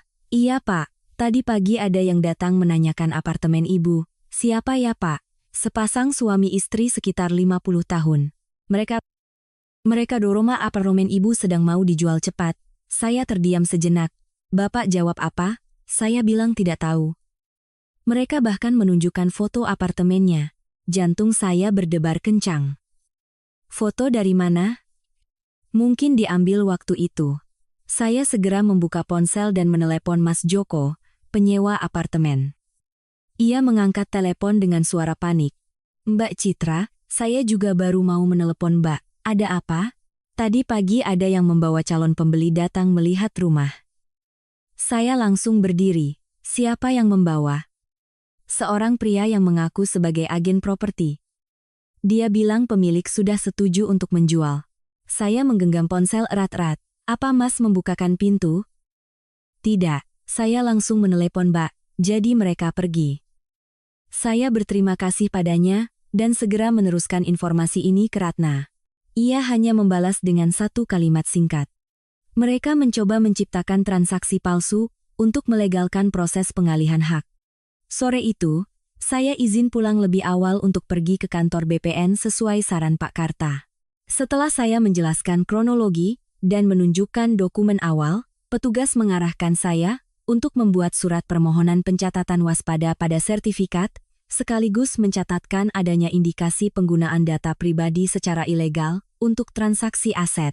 Melihat stempel merah dibubuhkan pada berkas permohonan saya, barulah saya merasa telah selangkah lebih maju dari pihak lawan. Baru saja keluar dari kantor BPN, ponsel saya kembali berdering. Kali ini Maya, suaranya bergetar. Mbak, ada apa? Ibu tahu aku bertemu Mbak. Lalu, ibu menamparku. Saya terdiam. Bagaimana dengan Hendra? Dia mengamuk. Dia bilang kalau aku masih membantu Mbak lagi, dia akan membawa anak kami pergi. Isak tangis Maya terdengar di tengah panggilan. Saya belum sempat menenangkannya. Ia melanjutkan dengan suara lirih. Tapi aku tetap harus bilang. Bilang apa? Tadi sore aku tidak sengaja mendengar percakapan Hendra dan ibu. Mereka tidak berniat mengambil apartemen itu lagi. Saya tertegun. Maksudmu? Mereka bilang sudah tidak ada waktu. Lalu apa rencana mereka? Maya menarik napas dalam-dalam, lalu menjawab. Mereka akan membuat Mbak secara sukarela menjual apartemen itu, dengan cara apapun. Mendengar itu, perasaan tidak enak langsung menyelimuti hati saya. Saya tahu betul, jika seseorang tidak bisa memaksamu menandatangani surat, cara tercepat adalah dengan membuatmu berada dalam situasi di mana kamu terpaksa menjual asetmu untuk menyelamatkan diri. Dan setelah serangkaian kejadian selama 2 hari terakhir, dari surat tuduhan kaleng, agen properti palsu, hingga orang-orang asing yang mengikuti saya mulai sadar bahwa rencana mereka tidak lagi berpusat pada selembar akta hibah, melainkan mengarah langsung pada kehidupan, kehormatan, dan keselamatan saya. Hingga pada suatu titik, sayalah yang akan terpaksa memilih untuk melepaskan apartemen sebagai satu-satunya jalan keluar. Setelah telepon dari Maya, saya duduk di dalam mobil cukup lama, tidak langsung menyalakan mesin, tidak juga segera menelepon Ratna atau Pak Karta. Saat ini, pikiran saya perlu menata ulang semua yang sedang terjadi. Jika dulu saya pikir tujuan mereka hanya mengambil apartemen, sekarang saya sadar itu hanyalah puncak gunung es dari sebuah rencana yang lebih besar. Mereka tidak bisa memaksa saya menandatangani surat, jadi mereka mulai membuat saya kehilangan ketenangan, kehilangan pekerjaan, kehilangan kehormatan, bahkan kehilangan rasa aman dalam hidup saya sendiri. Hingga pada suatu saat, ketika saya sudah terlalu lelah, saya sendirilah yang akan menawarkan apartemen itu sebagai harga untuk mendapatkan kedamaian. Tapi mereka salah perhitungan. Mereka pikir saya masih wanita yang selalu mengalah, yang takut memperpanjang masalah seperti dulu. Mereka pikir saya akan diam demi nama baik keluarga. Mereka pikir saya akan terus berkorban demi Rian. Tapi mereka lupa. Seseorang yang telah kehilangan orang yang paling dicintai, dan pernah sendirian melewati masa-masa paling menyakitkan seperti saya, tidak akan mudah dijatuhkan hanya dengan beberapa ancaman. Saya mengemudi untuk bertemu Ratna sore itu juga. Begitu melihat saya masuk, ia tahu dari raut wajah saya bahwa ada sesuatu yang tidak beres. Citra, ada apa lagi? Saya menceritakan semua yang baru saja dikatakan Maya. Setelah mendengar, Ratna terdiam beberapa detik, lalu menoleh ke Pak Karta. Beliau mengangguk pelan, seperti yang saya duga. Saya bertanya, maksud Bapak? Pak Karta berkata perlahan, ketika sekelompok orang menghadapi krisis keuangan yang serius, mereka biasanya tidak hanya punya satu rencana. Rencana A untuk mengambil aset gagal, mereka akan beralih ke rencana B untuk menciptakan tekanan. Tekanan tidak berhasil, mereka akan mencari cara agar korban membuat keputusan yang menguntungkan mereka. Saya mengepalkan tangan. Tapi bagaimana mereka bisa membuat saya menjual apartemen? Pak Karta menatap saya. Banyak cara. Misalnya menyerang pekerjaanmu, kehormatanmu, atau menciptakan situasi di mana kamu berpikir menjual apartemen adalah satu-satunya solusi. Saya merinding mendengarnya. Tepat saat itu, Ratna membuka laptopnya. Citra, aku baru saja memeriksa satu hal lagi yang berhubungan dengan apartemenmu. Saya langsung menoleh. Kamu menemukan apa? 3 bulan yang lalu, ada sebuah akun anonim yang pernah menghubungi penyewa apartemenmu. Siapa? Belum bisa diidentifikasi, tapi mereka bertanya sangat detail tentang masa berlaku kontrak sewa. Saya mengernyit. Kenapa? Karena jika apartemen itu dijual atau diagunkan, pemilik baru akan sangat berkepentingan untuk tahu kapan penyewa bisa pindah. Saya terdiam. Semuanya kembali menyatu menjadi satu rantai. Niat mereka bukan baru-baru ini muncul, mereka sudah mempersiapkannya berbulan-bulan yang lalu. Malam itu, saya memutuskan untuk tidak pulang ke apartemen, melainkan menginap semalam di rumah Ratna. Setelah semua yang terjadi, saya tidak mau menempatkan diri dalam posisi pasif. Sekitar pukul 11 malam, saat saya baru saja berbaring di sofa, ponsel saya menerima panggilan dari nomor tak dikenal. Saya tidak mengangkatnya, tapi orang itu menelepon untuk kedua kalinya, lalu ketiga kalinya. Akhirnya saya mengangkatnya dengan loudspeaker. Terdengar suara seorang wanita. Apakah ini dengan Bu Citra? Maaf, ini siapa ya? Saya mantan rekan kerja suami Anda. Saya waspada. Ada apa ya? Saya tahu masalah suami Anda. Saya terdiam. Wanita itu melanjutkan. Saya rasa Anda perlu tahu satu hal. Apa itu? Suami Anda tidak hanya menjadi penjamin utang untuk adik iparnya. Saya menggenggam ponsel erat-erat. Apalagi, sekitar setahun yang lalu, dia pernah bertanya kepada saya tentang prosedur perceraian dan pembagian harta gono gini. Saya terpaku. Apa yang Anda katakan? Dia bertanya, jika istri memiliki harta warisan sebelum menikah, apakah saat bercerai harta itu akan dibagi? Rasa sakit yang tajam menembus dada saya. Saya tidak lagi mendengar dengan jelas sisa perkataan wanita itu. Di benak saya hanya ada satu pertanyaan. Apakah Rian pernah berpikir untuk meninggalkan saya setelah berhasil mendapatkan apartemen itu? Saya berusaha tetap tenang. Apakah Anda punya bukti? Ada. Saya masih menyimpan percakapan pesannya. Besok bisa saya kirimkan. Saya berterima kasih dan menutup telepon. Segera setelah itu, saya menelepon Rian. Ia mengangkatnya dengan cepat, seolah sedang menunggu telepon dari saya. Citra, saya tidak berbelit-belit. Kamu pernah bertanya tentang prosedur perceraian, kan? Di seberang sana hening. Keheningan yang begitu lama hingga saya tidak lagi membutuhkan jawaban. Jawab. Akhirnya Rian menghela napas. Iya. Saya memejamkan mata. Kenapa?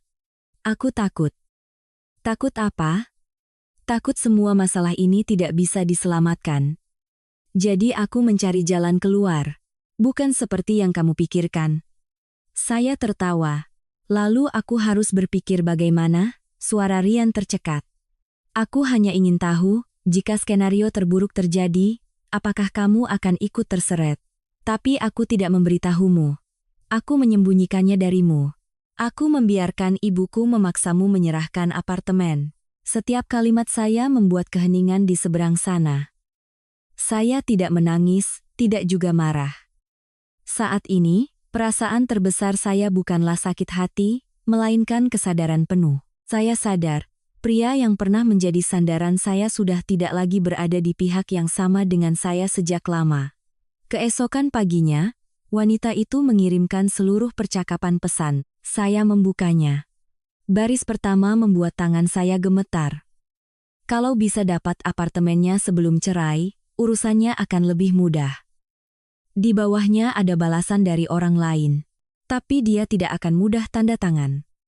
Saya melihat nama akun pengirimnya. Bukan Rian, melainkan ibu mertua saya. Saat itu, semua keraguan terakhir terjawab. Ini bukan lagi tentang Hendra yang butuh uang, bukan lagi tentang Rian yang terlilit utang. Ini adalah tentang satu keluarga yang telah bersama-sama merencanakan masa depan saya, seolah saya adalah sebuah aset yang perlu dibagi-bagi. Saya menyimpan seluruh percakapan itu dan menelepon Ratna. Rat, aku mau mengajukan gugatan. Ratna bertanya, gugatan apa? Saya menatap pemandangan asing di luar jendela. Suara saya begitu tenang hingga saya sendiri terkejut. Gugatan cerai dan laporan polisi atas tindakan pemalsuan dokumen. Untuk pertama kalinya sejak semua ini dimulai, saya tidak lagi berpikir untuk menyelamatkan pernikahan ini. Saya hanya memikirkan satu hal. Saya harus melindungi apa yang telah ibu tinggalkan untuk saya. Pagi itu, saya bangun saat langit masih remang-remang. Ruang tamu di rumah Ratna masih sepi, tetapi hati saya terasa begitu tenang. Tidak ada lagi perasaan panik seperti hari-hari pertama, tidak juga pertanyaan apakah saya bertindak terlalu keras pada orang-orang yang pernah saya sebut keluarga. Setelah membaca percakapan pesan antara ibu mertua dan orang lain itu, saya sadar bahwa yang perlu saya lindungi bukan hanya apartemen peninggalan ibu, tetapi juga harga diri saya setelah bertahun-tahun dimanfaatkan. Saya duduk menatap cangkir kopi yang mendingin di hadapan saya, lalu membuka ponsel untuk memeriksa kembali semua berkas yang telah terkumpul. Setiap pesan, setiap salinan dokumen, setiap rekaman kamera, semuanya diurutkan berdasarkan kronologi. Ratna pernah berkata, saat memasuki ranah hukum, emosi tidak bisa menggantikan bukti. Seberapapun sakitnya perasaan saya, di hadapan hakim, yang akan berbicara adalah dokumen yang membuktikan kebenaran. Sekitar jam 8 pagi, saya dan Ratna berangkat ke pengadilan agama untuk mendaftarkan gugatan cerai. Selama di perjalanan, saya tidak banyak bicara, hanya diam menatap keramaian di luar jendela mobil. Tiba-tiba teringat hari saat saya dan Rian mendaftarkan pernikahan kami. Hari itu juga pagi yang cerah seperti ini. Saya pernah berpikir telah memilih pria yang tepat untuk membangun keluarga yang damai. Ternyata, ada janji yang hilang bukan karena waktu, tetapi karena hati manusia yang berubah. Setelah selesai di pengadilan, Ratna mengantar saya ke kantor polisi untuk membuat laporan resmi mengenai dugaan pemalsuan dokumen. Petugas yang menerima laporan memeriksa setiap dokumen dengan sangat teliti, terutama fotokopi perjanjian pinjaman dengan tanda tangan palsu saya. Ibu yakin tanda tangan ini bukan milik ibu? Saya mengangguk. Saya sangat yakin. Apa ibu pernah memberikan kuasa kepada suami atau kerabat untuk menandatangani atas nama ibu? Tidak pernah. Apa ibu tahu siapa saja yang memiliki akses ke dokumen pribadi ibu? Saya terdiam sejenak, lalu menjawab, suami saya dan keluarga suami saya. Dulu saya mempercayai mereka.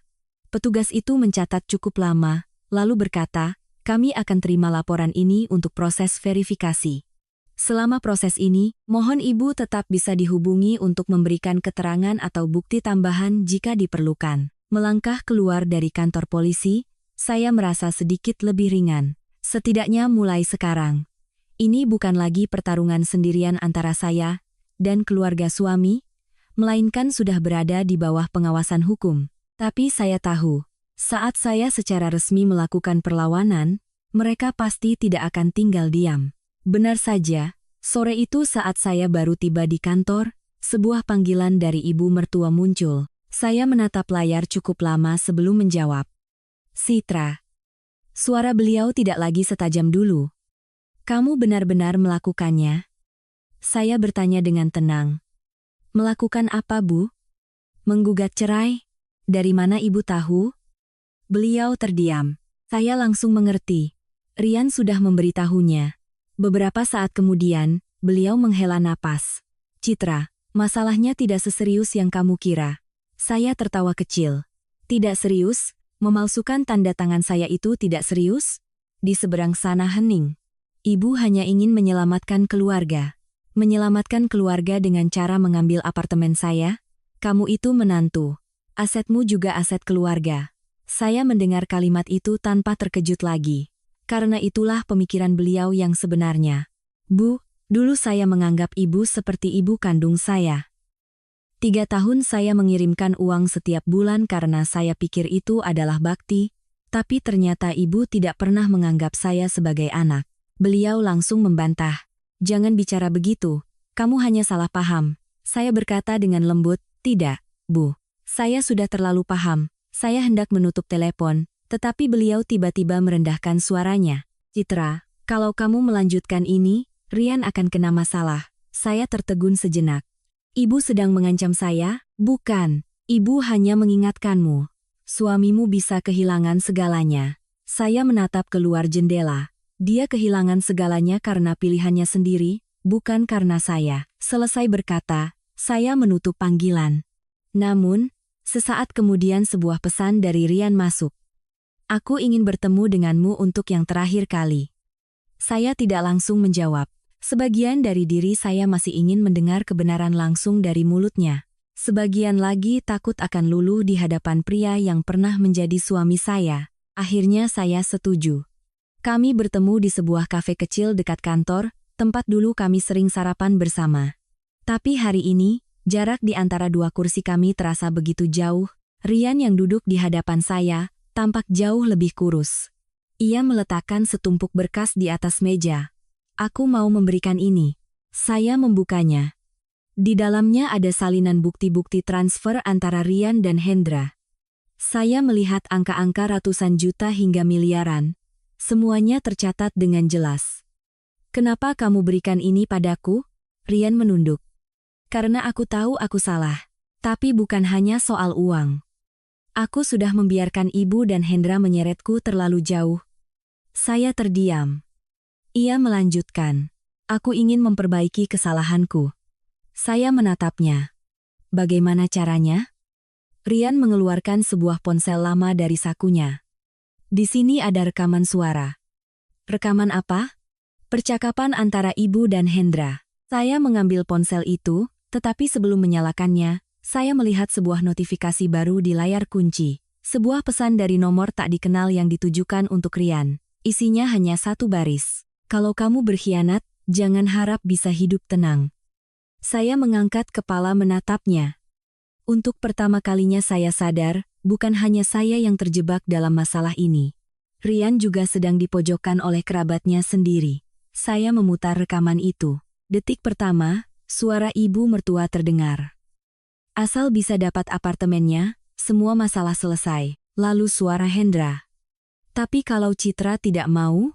Ibu mertua menjawab dengan sangat tenang.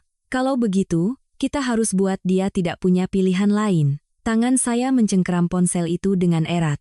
Sebab saya tahu, apa yang akan saya dengar selanjutnya bisa menjadi bukti yang menentukan nasib semua orang yang pernah ingin menjadikan saya alat untuk menyelamatkan hidup mereka.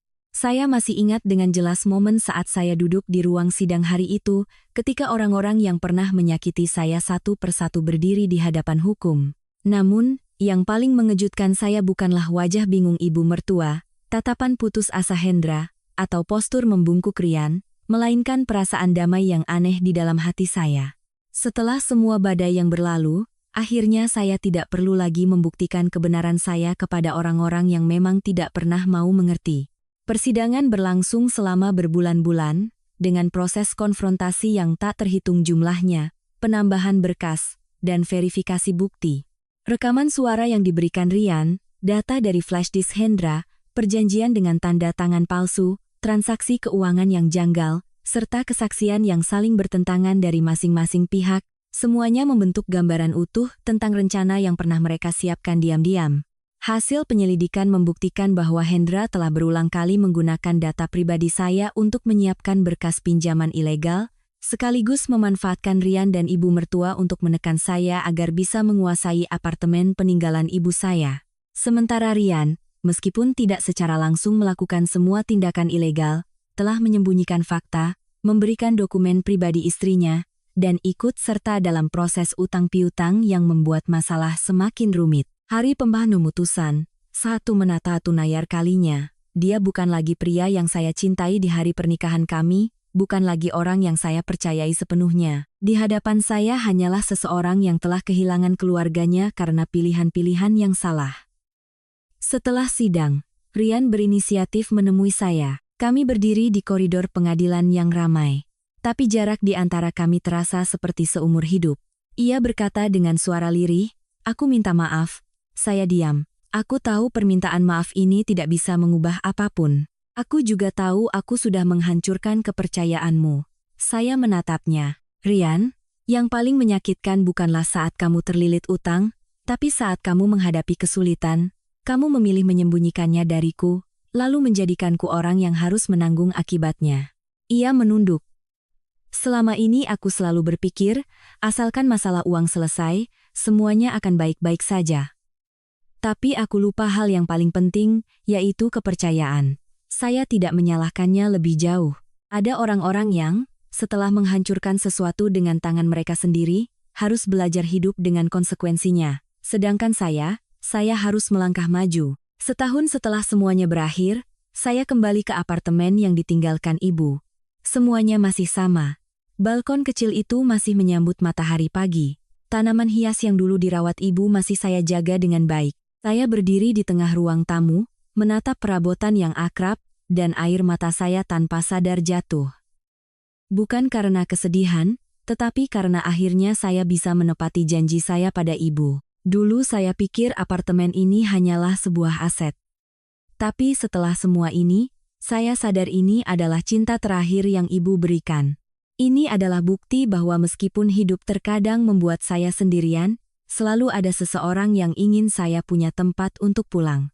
Setelah menata kembali hidup saya memutuskan untuk menggunakan sebagian tabungan saya untuk mendirikan sebuah yayasan kecil, membantu perempuan yang mengalami kesulitan dalam pernikahan dan sengketa aset keluarga. Saya tidak ingin ada orang lain yang harus merasakan diremehkan, dimanfaatkan, dan kehilangan arah seperti yang pernah saya alami. Banyak yang bertanya, apakah saya menyesal telah bersikap tegas pada keluarga suami saya? Saya hanya tersenyum.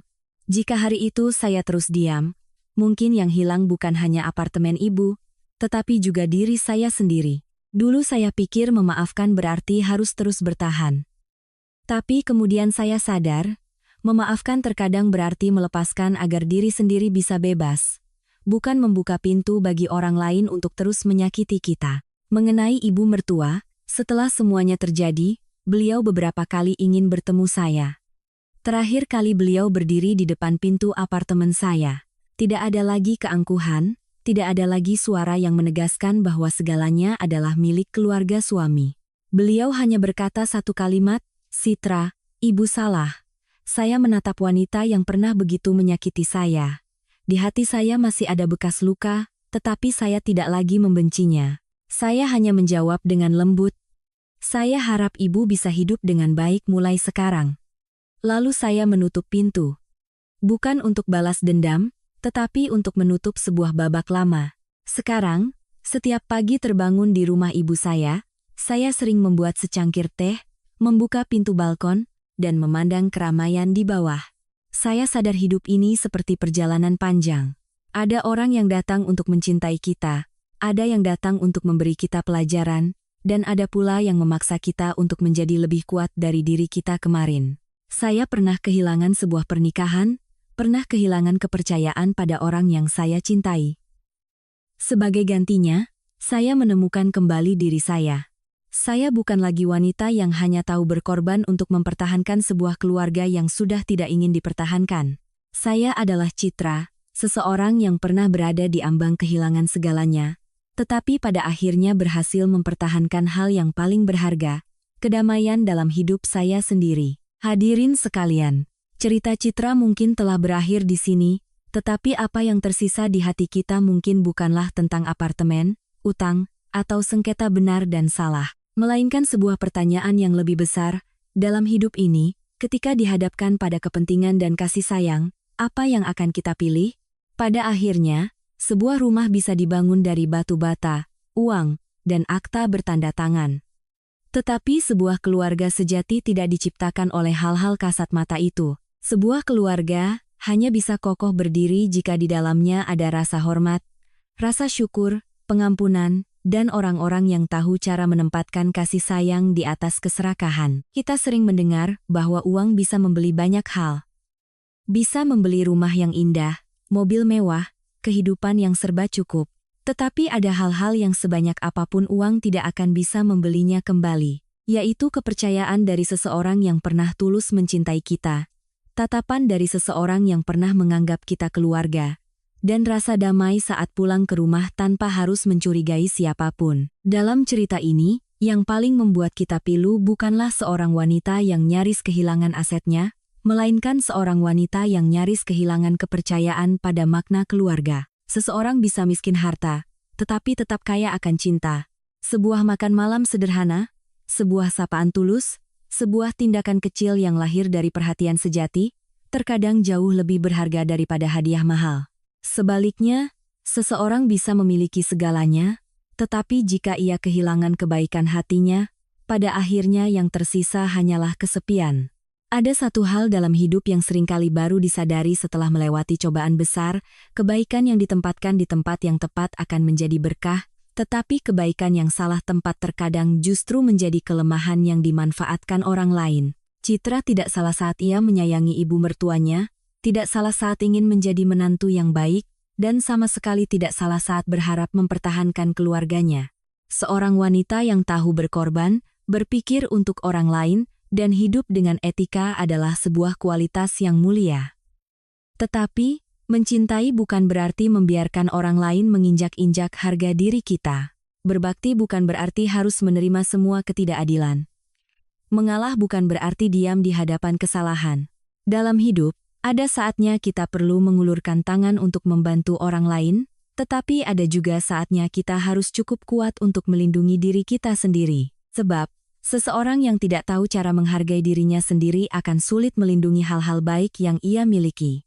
Orang tua melahirkan anak bukan agar mereka seumur hidupnya berada dalam ketakutan atau penderitaan. Orang tua sejati selalu berharap anaknya memiliki kehidupan yang damai, dicintai, dan dihormati. Ibu Citra sebelum meninggal hanya meninggalkan sebuah apartemen kecil, tetapi sesungguhnya apa yang ia tinggalkan jauh lebih besar. Itu adalah pelajaran tentang cinta, sebuah persiapan diam-diam dari seorang ibu yang selalu memikirkan anaknya, bahkan ketika ia sudah tiada. Ada orang tua yang seumur hidupnya tidak pernah mengucapkan kata-kata indah. Mereka tidak tahu cara menunjukkan kasih sayang dengan kalimat manis. Mereka hanya diam-diam bekerja, diam-diam menderita, diam-diam menabung sedikit demi sedikit, berharap anaknya punya tempat bersandar ketika hidup diterpa badai. Itulah cinta keluarga. Sesuatu yang tidak riuh, tetapi selalu ada. Sesuatu yang tidak perlu dibuktikan dengan kata-kata, tetapi bisa dirasakan seumur hidup. Melihat kembali para tokoh dalam cerita ini, kita juga sebaiknya tidak hanya memandang mereka dengan penghakiman. Setiap manusia punya pilihannya masing-masing, dan pilihan itulah yang akan menciptakan hasil yang harus mereka terima. Ibu mertua Citra membiarkan keserakahan menutupi kasih sayangnya. Rian membiarkan ketakutan membuatnya kehilangan kejujuran pada istri yang pernah menemaninya. Hendra membiarkan ambisinya yang melampaui kemampuan menyeretnya ke dalam lingkaran kesalahan. Namun, yang paling disayangkan adalah, mereka baru menyadari nilai dari hal-hal sederhana ketika semua itu tidak lagi utuh dalam hidup mereka. Banyak orang juga melakukan kesalahan yang sama.